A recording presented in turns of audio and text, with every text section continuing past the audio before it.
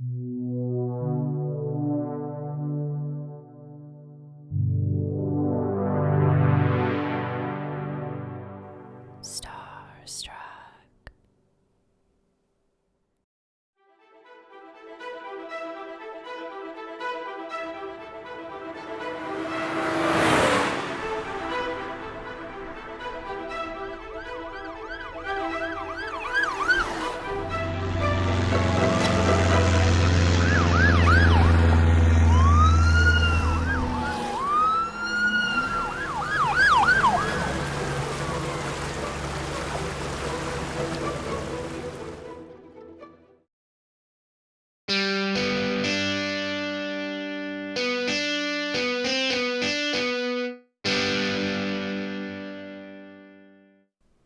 Hello and welcome to Joyride. I am Jared Brandon Flandy, and today with me I have Kyle Dauterman. And this is the podcast that is not about the destination, but about the journey. Hello, Kyle, and here we are again. Back again. Rolling through another episode of the Barefoot Bandit saga. Part 4. Part 4. Unbelievable. This is, the beginning of the beginning of the end, so to speak. Yeah, we're getting past the halfway point here, okay? So if you think this could get crazier, it does. I won't give you any more spoiler alerts, okay? But that's about all I'm going to say. That's amazing. I'm really excited. We've learned lots. We've made fun of people for not locking their doors, cars, planes, boats, anything. Well, kind of on that note, and it's funny you say that, that was kind of my intention for this show, is we spend a lot of time laughing, we spend a lot of time, making fun of certain situations, but ultimately my goal for this show was to be a bit educational as well, and I think overall we're doing that, and, you're having a bit of fun too while you're learning something. Absolutely. Well, on that note, so this is, like Kyle was saying, part 4, so here we go. With Orcas Island covered with just about every state and federal agency there was, Colt decided it was time to do some island hopping. Yep. He first planned on heading for San Juan Island, but getting there was not going to be easy. Stealing a car and driving onto the ferry was obviously out of the question, because there's no bridgeway between them. Yep. Even if there was, maybe he'd probably have to worry about, blockades and stuff like that. Yeah. If he stole a boat, then he would be at San Juan in about 20 minutes. So a boat is ideal. Yep. The strange thing, however, was that no cars or boats were reported stolen, so how Colt got to San Juan is still a mystery to this day. Yeah. There is one thought that maybe he knew someone that put him in the trunk and got him on a ferry and got him over, but like a lot of the story, it's hearsay, it's alleged, not known for certain. How long do those ferries take? Don't they take a while? It would be very uncomfortable. I've only done the Whidbey one, and it was they're about at least a half hour. So yeah, the whole loading, you gotta So,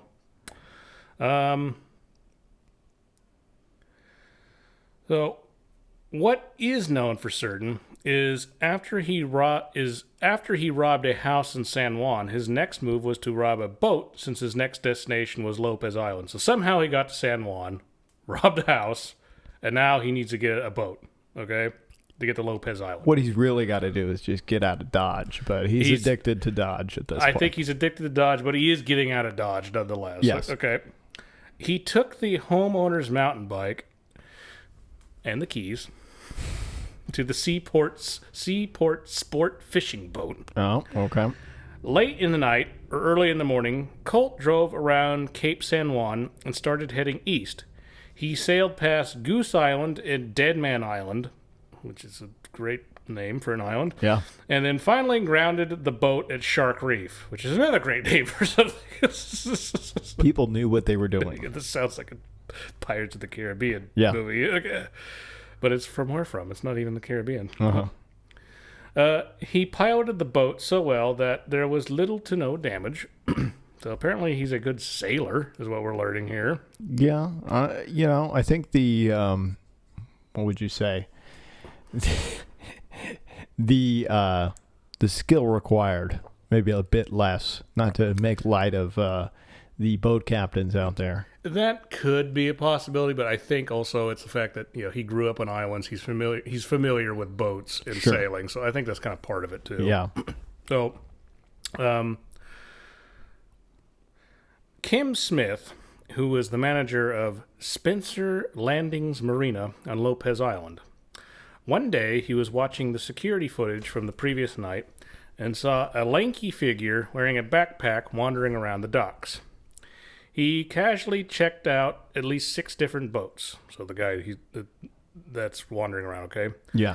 The thief was probably seeing if the vessels were equipped for his next journey by making sure they had plenty of fuel on board and things of that nature. Yeah. Unlike Bono and U2, Colt found what he was looking for. Are you gonna fire me for that one? All right, folks. Listen. We've learned some things on this show. And, I have nothing else to say about it. Okay, we'll move on. A 30-foot-long Coastal Craft 300 aluminum-hulled flybridge cabin cruiser that sported the name Stella Marie. A boat that comes with a $400,000 price tag. The problem was the door to the cabin was locked. Wow. I didn't know that was allowed. I didn't think locks had been invented in this story. And even though Colt spent about half an hour trying to break in, the door got the better of him. Oh, finally a door winning in this story. Good for the door. The door takes a bow. Yeah, seriously. Give this door an award. With the sun close to rising, Colt left the marina for the time being. On Saturday morning, a deputy swung by. He told Kim about the boat that had been found on Lopez, and it was suspected it was Colton Harris-Moore. Yep. Since there were security cameras and the fact some people lived on their boats, Kim thought that was plenty to dissuade the Bandit from coming back. I'm going to take a wild guess and say that it wasn't. On April 16th, when Kim got to the marina in the morning, the Stella Marie was gone.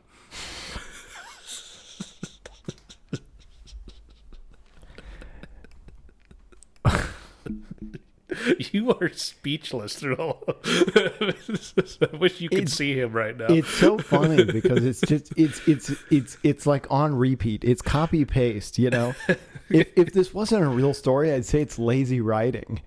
You're right. It's just a lot of people showing up being like, no one would ever steal my boat. Nobody would ever steal my. Wait a minute. Yeah, if you presented this as a series somewhere in Hollywood, someone would go, "This is lazy writing." Yeah, but this is real. Okay, yeah. So the Coast Guard ended up finding the boat near Camino and Hat Islands. I wonder why I'm curious why Hat Island got its name, but I didn't look that up. So if you do know, email us. I'm just a bit subject line: Hat Island origin. As usual with Colt, at least with boats, the Stella Marie was in excellent condition.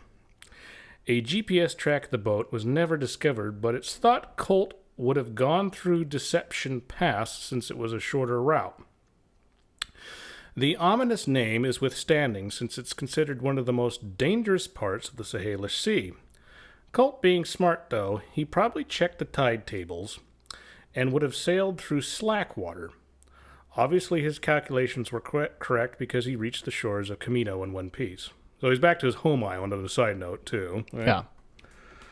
Yeah. The Wagners, who Colt spent time with as a child, still had their house and beach cabin on the island. On April 18th, the authorities had discovered the main house and the beach cabin had recently been broken into.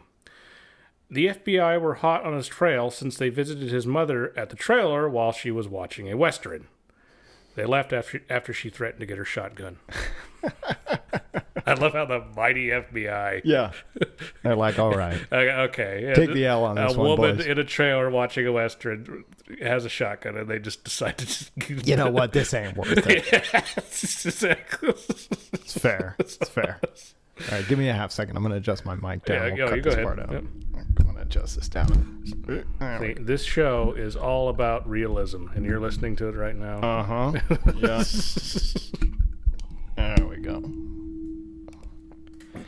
Much better. Cozy? All right. Yeah. So, one of the few things that was missing from the Wagner estate was the 8-foot dinghy they had. Colt and his tiny dinghy left his home island and sailed to Whidbey Island for a pit stop. It's likely he let the currents take him to the small town of Langley. I'm trying to get over the fact that you said Colton and his tiny dinghy. Trying to get over it. I couldn't let it go. I tried. I really tried. Listeners, I want you to know that I wanted to try to be the better person, but that little goblin inside me wouldn't let it be. Now you know that U2 joke I made? Yeah. That was right. planned. This was not. Yeah. So, I'll allow it. Okay. Just put that out there. Fair enough. Okay. So, near Sandy Hook was a development that featured an extensive dock system. Those who were present at the club were suspicious of someone who may have been roaming around the docks in the middle of the night. Yeah. Their suspicions were not without merit, since the Maxim power boat that was there went missing. Again, copy, paste, repeat. Yeah. Yep. Yeah. Control C, Control V. Yep. Later analysis would indicate the thief had pulled the ignition wire out and managed to hotwire it. Wow. So he's getting a little more clever now. Okay? I thought that was just a movie thing. For a car, and I'm not giving this as theft advice, so I'm not a lawyer, okay? Okay. For a car, it is extraordinarily hard to hotwire a car now because their ignition systems are so complicated. Makes sense. To make sure that doesn't happen. Yeah. I'd imagine on a boat, it's probably not nearly as sophisticated. It's probably more similar to a 1970s car. Yeah. So, luckily for the boat's owner, it was found beached near the community of Eglon, E-G-L-O-N, Eglon. Sure. Okay, sure. Okay. I'll allow it. And with trademark bear prints walking away from it. I can't be shocked anymore.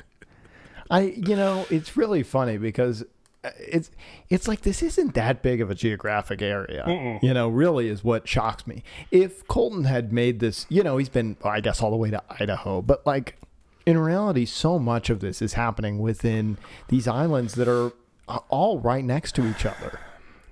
It's not like, he had some crimes over here and some crimes over here. They're like all in the same area. Yes, and to foreshadow a touch here, most of the story takes place in the Pacific Northwest, but not all of it. Okay. So, back up a little bit here. Luckily for the boat's owner, it was found beached near the community of Eglon, and with trademark barefoot prints walking away from it, Colt was now on the mainland. Colt liberated a car and made his way down Highway 101, the scenic coastal highway that runs from the top of Washington State through Oregon all the way down to Southern California. Mm-hmm. So if anyone has ever seen surfing movies or something like that, it takes place on that highway somewhere. Okay. Colt kept traveling south until he saw a pet clinic in the tiny town of Raymond, Washington. Colt was known to be an animal lover, so he decided to make a detour. Along with a $100 bill, he attached a piece of paper on the door of the clinic that read, quote, "Drove by, had some extra cash. Please use this money for the care of animals. Colton Harris-Moore, a.k.a. the Barefoot Bandit." You're face bombing now.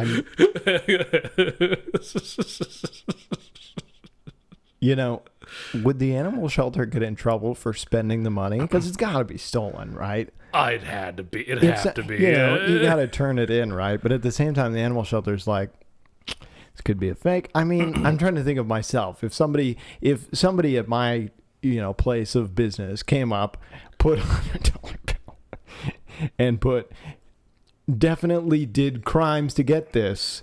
Enjoy. I don't know what I'd do. Yeah. You could say he's a thieving John Wick, though. It's all about the dogs, man. It's all about the dogs. Yeah. So, by May 31st, Colt kept traveling down 101 as he approached the Columbia River.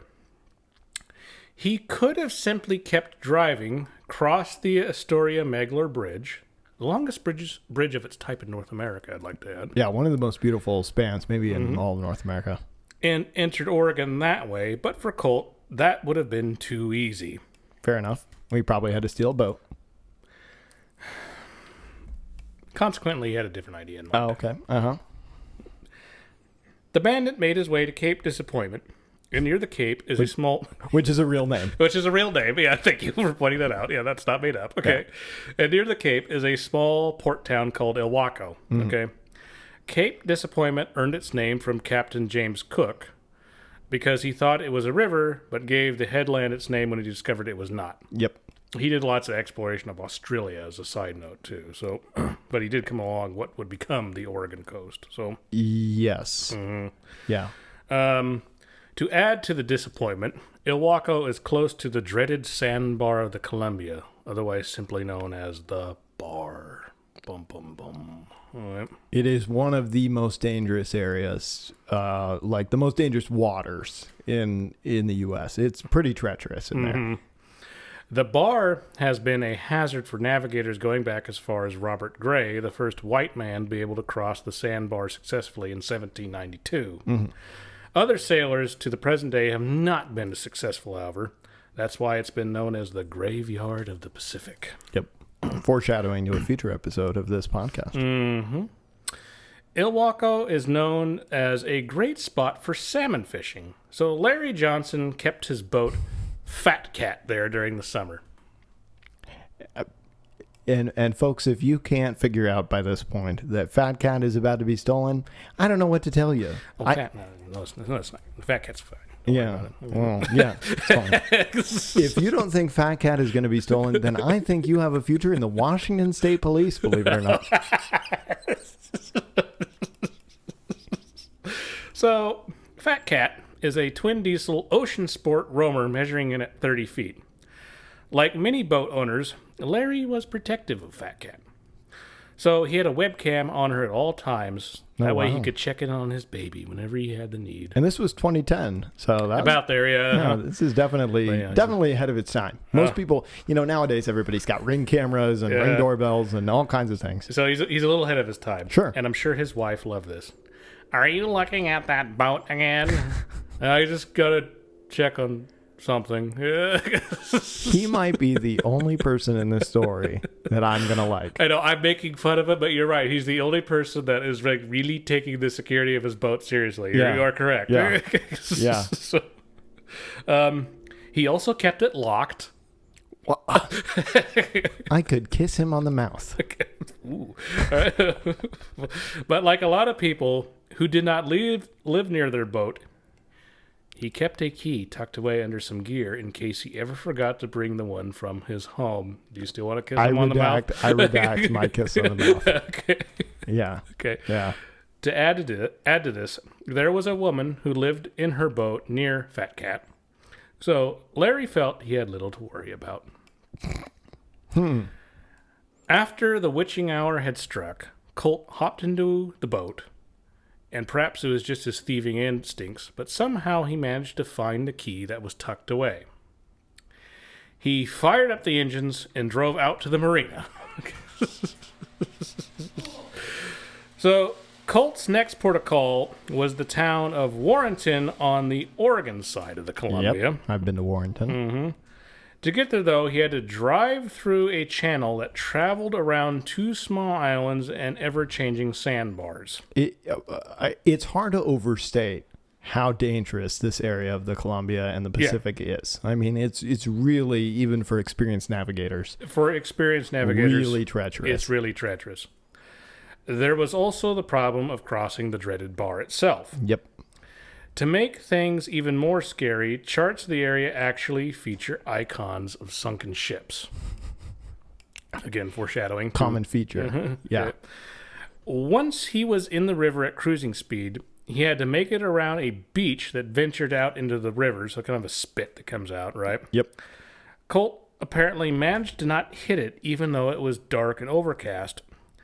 He still had to cross the bar, of course, but Colt instead managed to get around it by veering into the Oregon shoreline so he did not ground the boat on the Desmonenda Sands. He got around. He maneuvered his way around it. Okay. Once he had miraculously done that, he motored his way toward the lights of Warrenton, where he docked the boat at a commercial pier that was north of town. He shut the engines off, made sure it was tidy, and even put the key back where he had found it. Fortunately for Larry, he recovered his boat with no damage. Larry is one of the few people in the story that can say that. And I'm sure the wife was like, see, the webcam didn't even do anything. Yeah, I'm sure he heard that. Yep. So before we continue on, and this isn't me really going off any solid research. This is just kind of my own thought here, okay? Sure. Why didn't he just go over the Astoria Bridge, okay? My guess is he was worried about a blockade that could have been on the other side. And he could have, so that bridge, it's just a standard bridge, and it goes up to a suspension bridge so ships can travel underneath. Cause it's very tall. Yeah, it's very tall. So he could have, if he hit a blockade, he could have jumped off on the lower part of the bridge, but there's a problem. He's right on the mouth of the Columbia. He could have easily been swept out to sea, and that was the end of that. Yeah, I think even likely to say, I think. Yeah. If he got to the tall part, he could have jumped, but he probably wouldn't have survived the jump. Yeah. So he decides, I can't cross it by a car. I have to get to Oregon via a boat. That's my guess. Yeah, that seems reasonable. It's a fair theory. I'll give it to you. Okay. Otherwise, why would you do that? Because crossing the bridge was so much easier. It'd be a nice question to ask, huh? So, his answer would probably be, I just wanted to take the boat. That probably would be his answer. Yeah. No joke. I just felt like an evening sail. You're trying to attribute reason to things that don't That's make my sense. mistake. Sorry. Yeah. Okay. Yeah. So, the strangest thing of all was the boat's navigation systems appeared to have not been used. The easiest explanation is Colt had his own GPS system, like a portable one, right? Oh, I get to keep that one off so they wouldn't be able to track it, I guess. Okay. But even if this was the case, the fact he was able to navigate such treacherous waters either meant, once again, he got really lucky, or he was simply gifted. Perhaps it was a little of both. That's my thoughts. That seems reasonable. Okay. One thing was for certain, though. Barefoot, not Bigfoot, had returned to Oregon. And this is in Warrenton. Yeah. Yeah. So, on June 1st, Colt traveled from the dock to the Warrenton Astoria Airport. And I point this out a lot, sorry, but I have to. Astoria is where the Goonies take place. Okay, just if you did not know that. So, yeah, I know you know that, obviously. It's a wonderful city. It's the Oregon Film Museum. It's a wonderful city. Yeah. And Astoria is also one of those fascinating places that, like, geographically and logically probably should be a much bigger city than it is, other than the fact that, as we have previously stated, the Columbia is such a bastard to deal with. Yeah. That a lot of places were just like, you know what, we'd rather not deal with this. Now, as a fun film note, you'll kind of like this. Did you ever see The Frighteners by Peter Jackson? It had Michael J. Fox in it. I'll loan it to you this evening, okay? But it was a pre-Lord of the Rings movie he made, and Peter Jackson refuses to usually film outside New Zealand. Yeah. But he told his location scouting crew he wanted a town that looked like that town from the Goonies. And they found one in New Zealand that matched it. But his point was, I want it to look like an Oregon coastal town. So I think that's a little, a compliment on our part from him. So, unfortunately, if I was on his scouting crew, I would have just said, you could just, use the one that you want. Well, yeah. I'd just be sitting there opening and closing a Google tab over and over. I'm doing research. This is mid-90s, okay? So, Yeah. Okay, but I know what you're saying. Yeah. Okay. But, so, on June 1st, Colt traveled from the dock to Warrenton Astoria Airport. At first, Colt thought he was in luck when he saw a plane unattended on the ramp. The first problem, though, it was a dark and stormy night, conditions that would make even the most experienced pilots nervous to fly in. Yeah, I mean, if it's worth mentioning for listeners that are not intimately familiar with this part of the Oregon coast, the average forecast is probably 55, poor visibility, and rain. Mm-hmm. And at night, really much the same. That's normal. That's a going to school day. That's every day. In the winter time. That's every day. Yeah.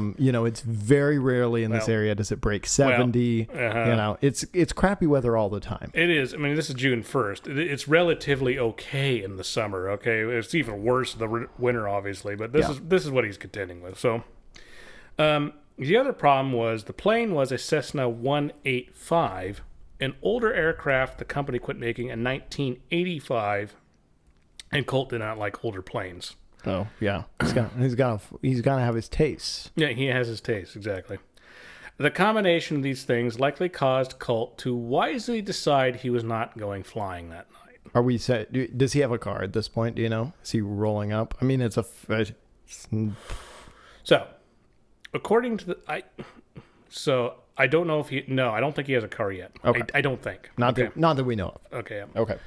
According to the police, he walked over to a terminal where he saw a small window that was illuminated by an outside light.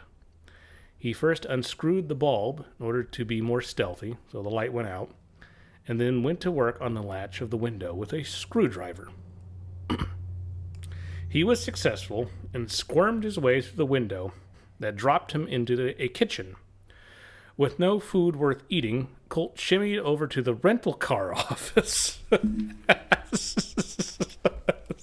There were rental cars at Astoria, Warrenton? So a lot of these smaller airports, I learned a lot about, like, we all know going to an airport and flying to Mexico or France or whatever. I learned a lot about what a microcosm small airport culture is through this research on the story. Okay. Uh-huh. It's its whole little world. Okay. Wow. Okay.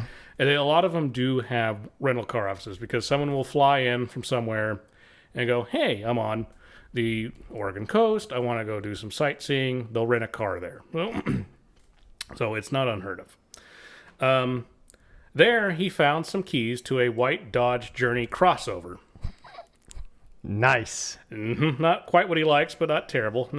So Colt decided he was going on another road trip.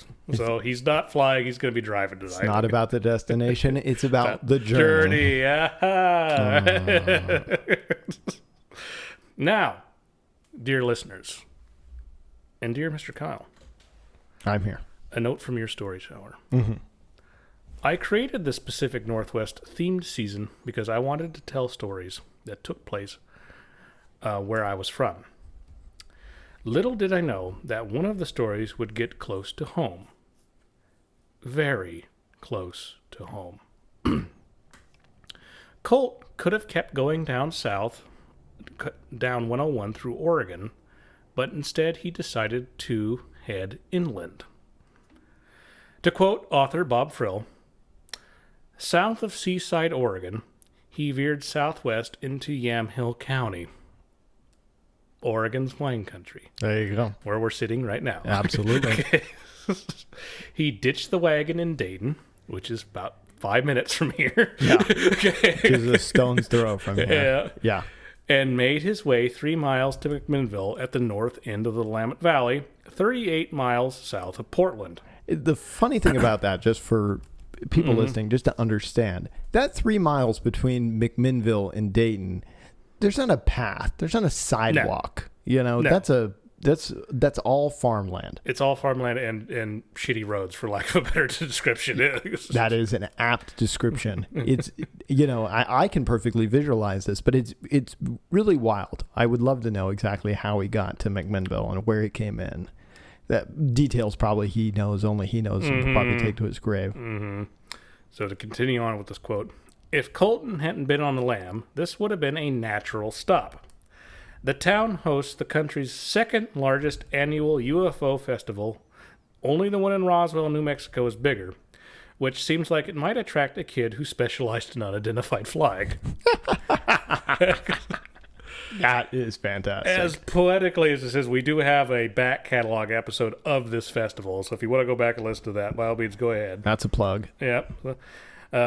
So continuing on with the quote, the serious draw, though, is the Evergreen Aviation and Space Museum, retirement home for Howard Hughes' famous flying cargo ship, the Spruce Goose, the largest airplane ever built. Yep. The Goose, actually made of birch, is housed in a gigantic glass-walled range that's lit up beautifully at night. End quote. Famously, a airplane that I'm a hater of. Yeah, you don't like that plane. You think it's a quote a stupid plane. It whatever. Dear listeners, please Google a picture of the Spruce Goose and then tell me it is not a stupid plane. Signed, your host. Now, I've met some aviation enthusiasts overseas too. Okay, and I've lived 5 minutes from that airport for most of my, or from that museum for most of my life. Okay, Yeah. And I've taken it for granted because there's aviation people all over around the world who that's their dream is to go see, quote, the stupid airplane. I drive past it every day. Yeah, I know. So we don't even think anything of Yeah. it. But okay, so Yeah. Highway 18 runs right in front of the museum, and on the other side is where the McMinnville Municipal Airport is located. Mm-hmm. Although on the small side, the airport is always buzzing with activity. In September, it's home to the Oregon International Air Show, and the airport itself has been home to 100 planes, helicopters, and gliders. Yep. There's also a whimsical forest park by the airport, perfect for anybody who likes to camp. Oh my gosh. That's insane. The airport has been home to a plethora of aviation-related businesses, which during the time of Colt included the FBO. So an FBO is a fixed base operator. It's kind of like a lounge area for pilots when they first arrive there. Give them information. Some of them even have like sleeping accommodations. Even if they don't have a whole rental car agency, there's like a courtesy car you can take if you want to sightsee a bit. So apparently, if you're a small plane operator, the FBO is your hangout spot at an airport. So there was also a flight instruction school in Northwest Air Repair owned by British-born Graham Goad, who is also the airport's manager. Graham's brother. It could be Graham. I'm going to go with Graham. Graham's brother, Adam, who worked at the airport, was a flight instructor. So, Graham, being a man who hails from a cold and rainy place, only to locate to another cold and rainy place, is naturally going to be in love with one particular kind of food. Sausages. Where is this going? Where are we? This is like the first time in a while in this story that I'm totally lost. I have no idea where we're going. That's good. And in this case, his favorite were Johnsonville better with cheddar brats. What the hell are you talking about? June 3rd, Cotty, who worked at the FBO, went to get her lunch from the fridge and noticed that some of Graham's sausages were gone.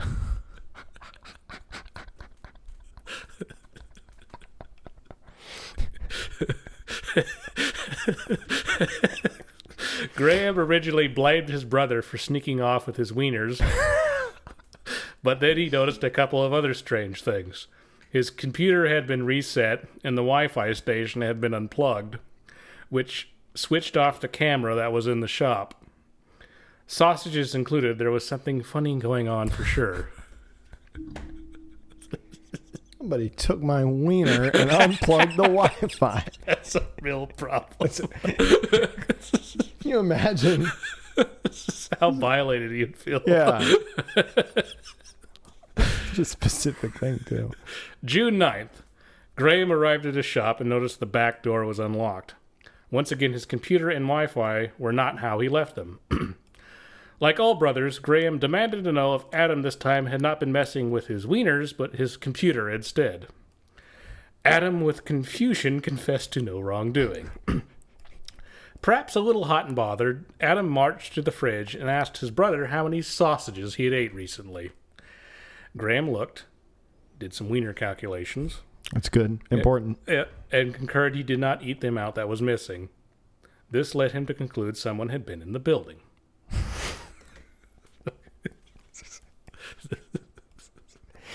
This is like John Carpenter's The Thing. It's like, but with wieners. Well, if I'm not the thing, then you're not the thing. That's exactly what it's like. We need a wiener count. I hate it here. Ay, ay.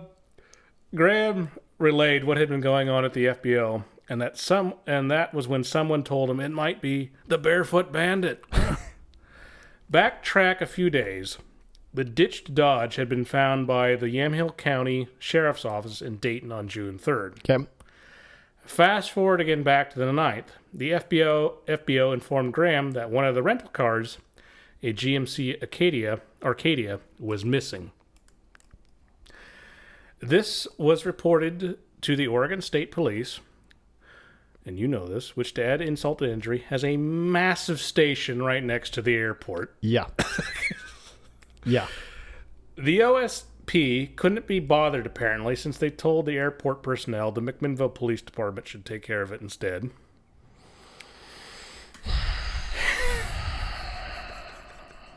The McMinnville PD must have not showed much interest either, since they did not take the time to collect any evidence at the airport.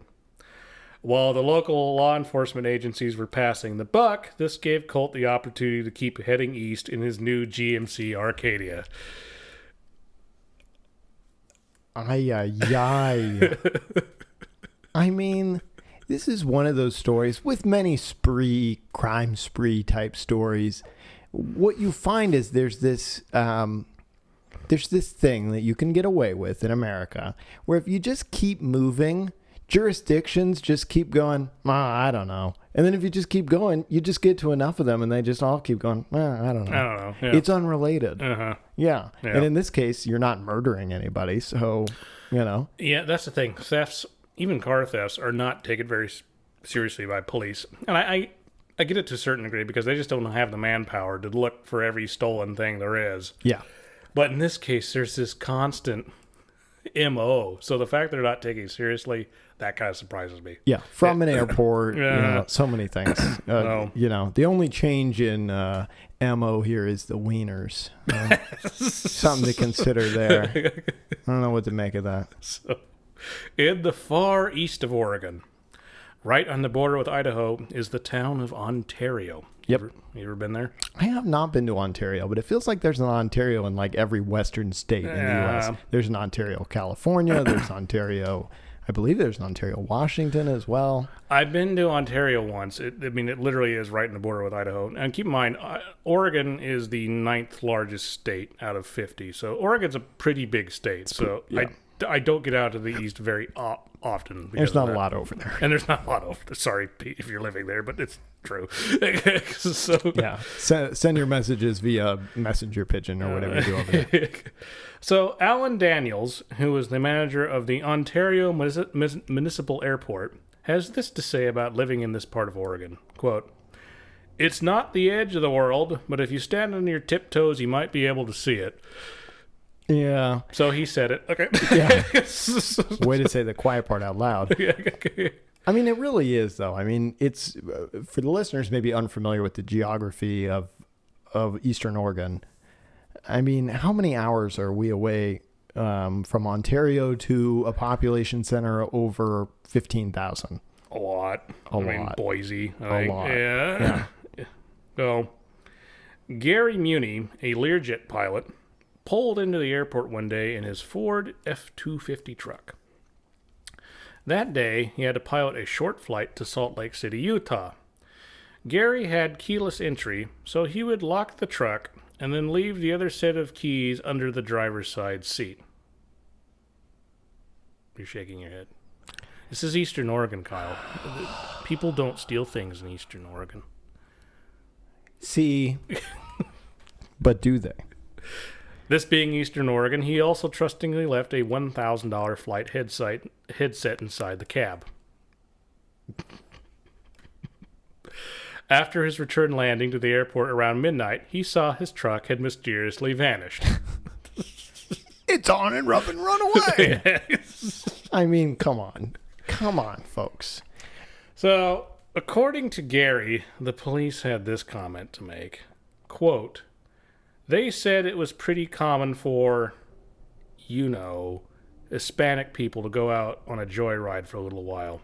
They told me the cars usually show in town." In other words, what they told him is, white people never steal anything. Never. Okay. okay. I find it hard to feel bad for anyone in this story. Yeah. So, the following day, Gary was driving back to his hangar, presumably in another car he owned, and saw something even more strange. A hand truck and a gas can that had been in the back of his truck were nonchalantly hanging out by a GMC Arcadia. In the case of Gary, his truck was found 2 days later, but not in town. Instead, it was found on a farm road not far from the tiny town of Star, Idaho. By this point, Colt had worked out a smart strategy. He would steal a car, drive it till it ran out of gas, then find another one to steal. The reason for this is it would have been far too risky to pull into a gas station to fill up in a hot vehicle, since gas stations usually have surveillance systems in place. Yeah. With this in mind, after abandoning Gary's truck, Colt stole a 2006 Ford F-150 in Idaho. So he's stealing a car, dumping it, stealing a car, dumping it, because he can't go to a gas station. So, in the spirit of Smokey and the Bandit or Rain Man, Colt carried on with his North American road trip. He made a large oxbow by driving just below the Sawtooth National Forest until he reached the town of Driggs, Idaho, with Driggs Teton Peak Municipal Airport nearby.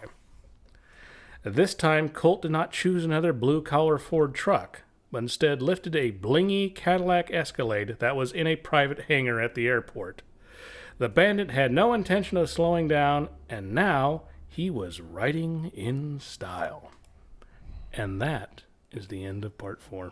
Bum, bum, bum. Folks, if you haven't figured it out by now, lock your doors. Don't leave your keys in the vehicle. To police agencies, when there's somebody on the loose stealing things and stuff stolen in your town, I don't know, just a thought. Maybe consider those two things might be related. There's something to consider. So there's that. And so when I decided I was going to cover this story, is that I knew how it kind of started, which was in the San Juan Islands, and I knew how it kind of ends. And I won't say that now in case you don't know. Sure. But when I was reading the book where a lot of this information is coming from, when it got to the point where he was at Big Midville, I just almost fell out of the chair. When I was just like, this happened 5 minutes from where I grew up. It was I won't very say, Twilight Zone, you know? I mean, it's pretty crazy because I literally live right there. You too, yeah. It's kind of unbelievable. I went to school for a large part of my high school was at the Evergreen Space Museum. It's just crazy how that is, and this is a great story, and I'm really happy it's not happening to me. So that's very true. But I do take my keys with me. I don't know, just a weird thing that I do. Don't leave them in the vehicle. Well, you're a smart man in that regard. So, okay, everyone. So tune in next week for part 5 of the Barefoot Bandit saga. Other than that, as usual, please check the description box for some fun stuff we got coming out in other social media platforms. And we look forward to you listening to more of this story here. So, do you have any other final thoughts, Kyle, before we sign off here? Make sure to count your wieners and that's take easy. I like the idea that he brought him to the fridge. It's like, how many? All right, and take it easy. Yeah, everyone. Okay, count your wieners. Take it easy. On that note, signing out.